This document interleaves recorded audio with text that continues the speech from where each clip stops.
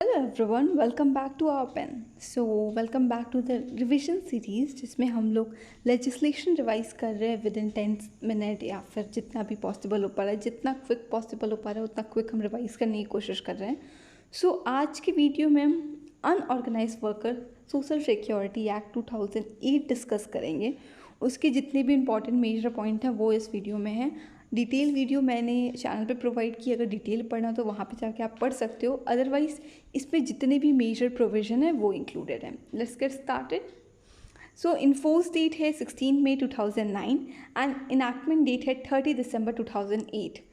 Enforce और enactment में क्या डिफरेंस होता है? इनैक्टमेंट जब ये एक्ट फॉर्म होके आपका प्रेसिडेंट का एसेंट मिलके वो फॉर्म हो चुका होता है तो हम कहते हैं कि वो इनैक्टमेंट हो गया है। इन्फोर्स क्या होता है? जब वो एप्लीकेबल हो जाता है ऑल ओवर द कंट्री तो उसे कहते हैं इन्फोर्स। इन्फोर्स ये 2009 में हुआ था और इनैक्टमेंट इसका 2008 में ही हो गया था। ऑल ओवर द इंडिया ये एप्लीकेबल है। इस एक्ट के अंदर 2 शेड्यूल हैं। फर्स्ट शेड्यूल डील करता है स्कीम्स, जितनी भी स्कीम्स इस एक्ट के अंदर हैं वो उस शेड्यूल में है, और सेकंड जो शेड्यूल है उसमें वो एक्ट्स के लिस्ट हैं जो आपके अगर वो वर्कर वहाँ पे इंक्लूडेड है, वहाँ पे उन पे वो एक्ट अप्लाई हो रहा है तो ये एक्ट उन पे अप्लाई नहीं होगा। Workman covered under the other acts. Important definitions, कुछ इंपॉर्टेंट डेफिनेशंस यहाँ से क्वेश्चन बन सकते हैं क्योंकि बहुत बेसिक डेफिनेशंस हैं, तो देख लेते हैं। Home based worker, subsection B में होम बेस्ड वर्कर को डिफाइन किया गया है वो सारे वर्कर जो अपने घर से काम करते हैं किसी भी एक एम्प्लॉयर के अंदर और वो उसके प्रीमाइसेस में काम नहीं कर रहे हैं तो उसे हम होम बेस्ड वर्कर कहते हैं। मतलब कि अगर आप कोई भी ऐसा काम कर रहे हो जो वर्क फ्रॉम होम आपका चल रहा है और कहीं से भी कर रहे हो पर वो ऑफिस से नहीं कर रहे हो, एम्प्लॉयर के किसी भी प्रीमाइसेस से नहीं कर रहे हो, तो आपको as a home based worker कहा जाएगा। ठीक है, तो इसका डेफिनेशन पढ़ लेते हैं। Home based worker mean a person engage in a production of a goods और सर्विसेज और any for any employer in his और हर होम और अदर प्रीमाइसेस ऑफ हिज और her choice other than the work place of the employer. तो आप कहीं से भी काम करो, बस एम्प्लॉयर के प्लेस से काम नहीं करोगे तो उसे हम कहेंगे होम बेस्ड वर्कर। ये हो गया। अब आते हैं सेल्फ एम्प्लॉयड वर्कर कौन होता है। सेल्फ एम्प्लॉयड वर्कर वो लोग होते हैं जो अपनी शॉप खोल के रखें या फिर अपना कोई छोटा सा बिजनेस कर रहे हैं या फिर वो कोई सर्विस कोई प्रोवाइड कर रहे हैं तो उसे सेल्फ एम्प्लॉयड कहते हैं। तो देख लेते हैं। Mean any person who is not employed by employer but engage himself और herself in any occupation in unorganise sector. तो इम्पॉर्टेंट पॉइंट क्या है कि वो अनऑर्गेनाइज सेक्टर में वो खुद को एम्प्लॉयड करना होना चाहिए।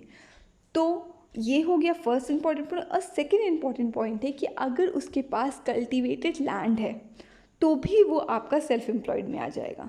बट उस कल्टिवेटेड लैंड की कितनी वैल्यू होनी चाहिए या फिर कितना बड़ा वो लैंड है कि वो इसमें इंक्लूड होगा, तो वो वाला लिमिट जो है वो आपका स्टेट गवर्नमेंट बताएगी इस एक्ट के अंदर। और जो अगर आप कोई काम कर रहे हो, कोई भी अपना बिजनेस कर रहे हो या फिर कुछ भी सेल्फ एम्प्लॉयड हो, तो उसकी जो वेज सीलिंग होगी वो सेंट्रल गवर्नमेंट और स्टेट गवर्नमेंट डिफाइन करेगी इस एक्ट के अंदर। दोनों इंपॉर्टेंट है, ध्यान दीजिएगा। नेक्स्ट आता है आपका अनऑर्गेनाइज सेक्टर। अनऑर्गेनाइज सेक्टर क्या होता है? कोई भी ऐसा आपके इंटरप्राइज हो गया, कोई इंडिविजुअल ओन किया या फिर वो सेल्फ एम्प्लॉयड है, तो वो जो आपका इंटरप्राइज है उसमें 10 से कम लोग काम करते होंगे। वो कुछ भी कर सकते हैं, प्रोडक्शन ऑफ सेल या फिर आप सर्विस प्रोवाइड कर सकते हो या फिर कुछ भी XYZ कुछ भी आप कर रहे हो, बट वहाँ पे 10 लोग से कम लोग एम्प्लॉयड होने चाहिए तो उसे हम कहेंगे अनऑर्गेनाइज सेक्टर। ठीक है, ये आपके क्लॉज एल में डिफाइन है। अब आता है आपका clause M, that means unorganised worker. अब अनऑर्गेनाइज वर्कर होंगे कौन? जो अनऑर्गेनाइज सेक्टर में काम कर रहे हैं। बट कौन कौन से लोग? अभी हमने होम बेस पढ़ा, वो हमने अभी पढ़ा सेल्फ एम्प्लॉयड वो, और वेज अर्नर, वेज वर्कर या वेज अर्नर जो आप कह सकते हो वो भी इसमें इंक्लूड होंगे। ठीक है, और कोई भी ऐसा वर्कर जो आपके शेड्यूल 2 में दिया है जो एक्ट से, अगर वो उसमें कवर नहीं हो रहे तो वो यहाँ कवर हो जाएंगे। इसकी डेफिनेशन पढ़ लेते हैं। Means a home based worker, self employed worker or a wage worker in an unorganized sector and include a worker in an organized sector who is not covered by any act mentioned in the Schedule 2 of the Act. तो home based worker आएंगे, self employed आएंगे, veg worker आएंगे, unorganised sector के ये तीनों आ रहे हैं, और ऑर्गेनाइज सेक्टर के वो सारे वर्कर आएंगे जो आपके जो एक्ट्स दिए हुए हैं, जो आपके 6 एक्ट दिए हैं उसके अंदर अगर वो नहीं कवर हो रहे तो वो यहाँ कवर होंगे। आई होप ये क्लियर हो गया होगा। अब आते हैं, अब वेज वर्कर कौन होगा। अभी मैंने ऊपर बोला वेज वर्कर आएंगे, तो वो कौन लोग होंगे? Mean any person employed for remuneration in the unorganized sector directly by a employer और थ्रू एन कॉन्ट्रैक्टर। तो वो एम्प्लॉयर के अंदर भी हो सकता है, कॉन्ट्रैक्टर के अंदर भी हो सकता है, ठीक है।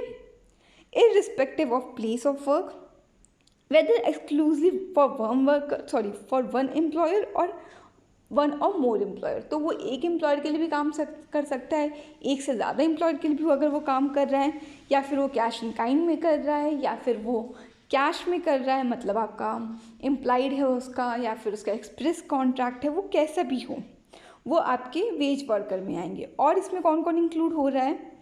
इसमें वेदर होम बेस्ड वर्कर, या फिर टेम्प्रेरी होंगे, या कैजुअल वर्कर होंगे, या माइग्रेंट वर्कर होंगे, या फिर आपके डोमेस्टिक जो वर्कर्स होते हैं, जो हाउस होल्ड में लोग एम्प्लॉयड होते हैं, वो होंगे।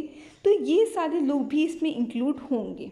बट इसकी जो वेज सीलिंग है वो आपकी सेंट्रल गवर्नमेंट डिफ़ाइन करेगी और स्टेट गवर्नमेंट डिफ़ाइन करेगी कि किस वेज सीलिंग तक ये सारे लोग एम्प्लॉयड होंगे। जैसे हर एक्ट में कुछ ना कुछ वेज सीलिंग होता है कि 15,000 के नीचे अगर होंगे तो वो इंक्लूड होंगे, तो वैसे वेज सीलिंग सेंट्रल गवर्नमेंट और स्टेट गवर्नमेंट डिफ़ाइन करेगी।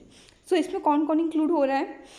आपके जितने भी लोग हैं जो रेम्यूनरेशन के लिए वर्क कर रहे हैं, वो आइदर एम्प्लॉयर उन्हें एम्प्लॉयड करे या कॉन्ट्रैक्टर करे, या फिर वो एक एम्प्लॉयर के अंदर हो या 2 एम्प्लॉयड रिगार्डलेस, वो या फिर आपकी होम बेस्ड वर्कर हो, टेम्प्रेरी हो, कैजुअल वर्कर हो, माइग्रेंट वर्कर हो, हाउस होल्ड वर्कर हो, डोमेस्टिक हेल्प हो, ये सारे लोग इसमें इंक्लूड होंगे। आई होप ये क्लियर हो गया होगा, ईजी था। अब आता है सेक्शन 3 अथॉरिटीज़। इसमें 2 आपके अथॉरिटीज़ हैं, सेक्शन 3 है आपके स्कीम्स जो फॉर्म करते हैं सेंट्रल गवर्नमेंट और स्टेट गवर्नमेंट। तो सेंट्रल गवर्नमेंट क्या क्या फॉर्म करती है, किस किस हेड के अंदर सेंट्रल गवर्नमेंट फॉर्म करेगी? तो central government life and disability cover के अंदर स्कीम फॉर्म कर सकती है regarding health and maternity benefit के रिगार्डिंग, ओल्ड एज प्रोटेक्शन के रिगार्डिंग, और कोई भी ऐसी बेनिफिट जिसको वो फिट समझती है कि उसे फॉर्म करना चाहिए। तो सेंट्रल गवर्नमेंट क्या क्या हुआ? Life and disability, health and maternity and old age. अब स्टेट गवर्नमेंट की बात करते हैं तो वो प्रोविडेंट फंड, एम्प्लॉय इंजीनियरी benefit, housing, educational scheme for children, skill upgradation for employer, funeral assistant and old age home. तो ये सारे हो गए स्टेट गवर्नमेंट के अंदर। इसको एक बार आप गो थ्रू कर लीजिएगा क्योंकि शायद यहाँ से क्वेश्चन आ सकते हैं कि स्टेट गवर्नमेंट क्या फॉर्म करती है, सेंट्रल गवर्नमेंट क्या फॉर्म करती है। अब आते हैं सेक्शन 5 अथॉरिटीज़। इसके अंदर 2 बोर्ड बनाए गए हैं, एक नेशनल लेवल पे, एक स्टेट लेवल पे। नेशनल लेवल पे जो बोर्ड बनाए गए हैं वो सेंट्रल गवर्नमेंट अपॉइंट करती है। तो इसमें कौन कौन से लोग होते हैं? उसमें union minister for labour and employment होते हैं जो एज अ चेयरमैन वर्क करते हैं, वो एक्स ऑफिसो होंगे। कौन है chairman? Union minister for labour and employment. अब एक सेक्रेटरी होंगे, वो कौन होंगे? वो डायरेक्टर जनरल होंगे लेबर वेलफेयर के, वो भी एक्स ऑफिसो होंगे। ये 2 इंपॉर्टेंट है। फिर आता है इसमें अदर 34 मेंबर होंगे। उस 34 में कौन कौन है? 7 representative of unorganised sector worker के, 7 रिप्रेजेंटेटिव होंगे एम्प्लॉयर के, 7 रिप्रेजेंटेटिव होंगे सिविल सोसाइटी के, 2 रिप्रेजेंटेटिव होंगे जिसमें से एक होगा लोकसभा का और एक होगा राज्यसभा का, 5 रिप्रेजेंटेटिव होंगे आपके central government and ministry department के होंगे, और 5 रिप्रेजेंटेटिव स्टेट गवर्नमेंट के होंगे। सो ये आप था नेशनल सोशल सिक्योरिटी बोर्ड। अब आते हैं स्टेट सिक्योरिटी बोर्ड में। ये आपका सेक्शन 6 में डिफाइन है, और कौन फॉर्म करता है? स्टेट गवर्नमेंट अपने स्टेट में फॉर्म करेगी, और इसका जो नाम होगा वो स्टेट के आगे लग जाएगा। लाइक अगर राजस्थान में है तो राजस्थान सोशल सिक्योरिटी बोर्ड हो जाएगा। अब आते हैं इसके कॉन्स्टिट्यूशन में, तो कौन कौन है इसमें? इसमें minister of labour and employment होंगे उस स्टेट के जो चेयरमैन होंगे, और उसकी सेक्रेटरी में होंगे प्रिंसिपल सेक्रेटरी और सेक्रेटरी ऑफ लेबर होंगे, जो एज अ सेक्रेटरी वर्क करेंगे, वो भी एक्स ऑफिशियल होंगे। और इसमें अदर में 28 है, यहाँ पे कितने थे 34, यहाँ 28 हो जाएंगे। तो यहाँ पे जो रिप्रेजेंटेटिव होंगे वो वर्कर के लिए और आप एम्प्लॉयर के लिए सेम है 7-7। 2 होंगे लेजिस्लेटिव असेंबली के लिए, जो आपके उस स्टेट के लेजिस्लेटिव असेंबली के 2 लोग होंगे।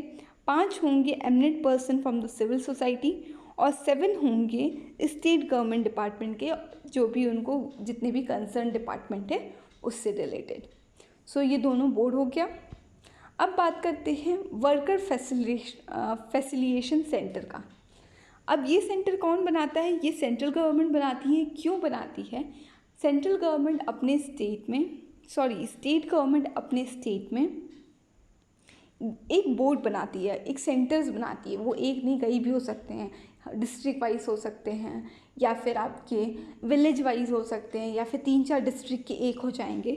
तो एक वर्कर फैसिलिटेटर सेंटर होता है, जिसमें जो इन्फॉर्मेशन होती है स्कीम्स, जितने भी स्कीम्स बनाए जा रहे हैं अनऑर्गेनाइज वर्कर के लिए, उस स्कीम की आपकी इन्फॉर्मेशन वो लोगों को पहुंचाते हैं कि हाँ आप बेनिफिशियरी बन सकते हो, आपको ये चीज़ें फ़ायदा हो सकता है। प्लस वो फॉर्म फिल करवाएंगे लोगों से, प्रोसेस करवाएंगे, एप्लीकेशन को फॉरवर्ड करना, उसको उनको असिस्ट करना और उनको इनरोल करना। कोई भी स्कीम आई है तो उसमें वो रजिस्टर्ड होना चाहते हैं तो वो रजिस्ट्रेशन भी वो करेंगे। तो ये सेक्शन 9 में, और कौन फॉर्म करता है? State government. अब क्राइटेरिया है एलिजिबिलिटी, जो सेक्शन 10 में डिफाइन किया गया कि कौन एलिजिबल होगा। तो कोई भी पर्सन जो अपना एज ऑफ 14 कंप्लीट कर लिया है वो एलिजिबल है इस एक्ट के अंदर, फर्स्ट। सेकंड, उसको एक सेल्फ डिक्लेरेशन साइन करना होगा कि हाँ हम चाहते हैं कि हम बेनिफिशियरी बने उस स्कीम के। तो ये किसको दिया जाएगा? डिस्ट्रिक्ट एडमिनिस्ट्रेट को दिया जाएगा। और जब डिस्ट्रिक्ट एडमिनिस्ट्रेट को लगता है कि वो सारी कंडीशन फुलफिल है और वो बेनिफिशियरी बन सकता है, तो डिस्ट्रिक्ट मजिस्ट्रेट या फिर डिस्ट्रिक्ट एडमिनिस्ट्रेट जो भी होंगे वो आईडी कार्ड इशू कर देंगे कि हाँ आप बेनिफिशियरी बन गए इस स्कीम के अंदर, आपको सारे बेनिफिट्स प्रोवाइड किए जाएंगे। सो ये आपका एक्ट है, दैट्स इट। शेड्यूल्स मैंने बताना भूल गई। मैंने बताया 2 शेड्यूल है, schedule 1 and this is schedule 2। Schedule 1 में सारी स्कीम्स हैं, कौन कौन सी स्कीम इस एक्ट के अंदर हैं, और ये शेड्यूल 2 में जो आपके एक्ट्स हैं इसके जो वर्कर हैं वो, अगर कोई भी वर्कर इस एक्ट के अंदर कवर होता है तो वो इस एक्ट में कवर नहीं होगा। सो कौन कौन से हैं? Workman compensation act 1923, industrial dispute act 1947, ESI 1948, provident fund act 1952, maternity benefit 61 and gratuity act 1972। तो अगर इस एक्ट में कोई भी पर्सन कवर हो रहा है तो यहाँ कवर नहीं होगा। ये कुछ आपके शेड्यूल 1 में जितने भी आपके स्कीम्स इसके अंदर है वो दिए हुए हैं, आप एक बार गो थ्रू कर लीजिए कि आपको पता रहे कौन कौन से स्कीम है।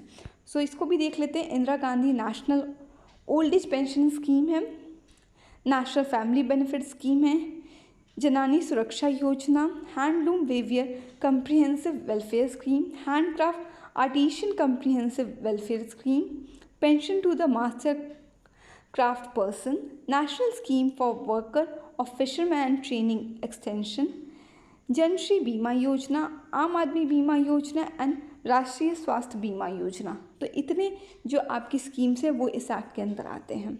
So that's all. ये आपका छोटा सा एक्ट था पर इम्पॉर्टेंट एक्ट है, आपको शायद 1 से 2 क्वेश्चन तो आराम से मिल सकते हैं। तो प्लीज़ एक 10 मिनट की वीडियो है, आप देख लीजिए, आपको नंबर श्योर हो जाएंगे।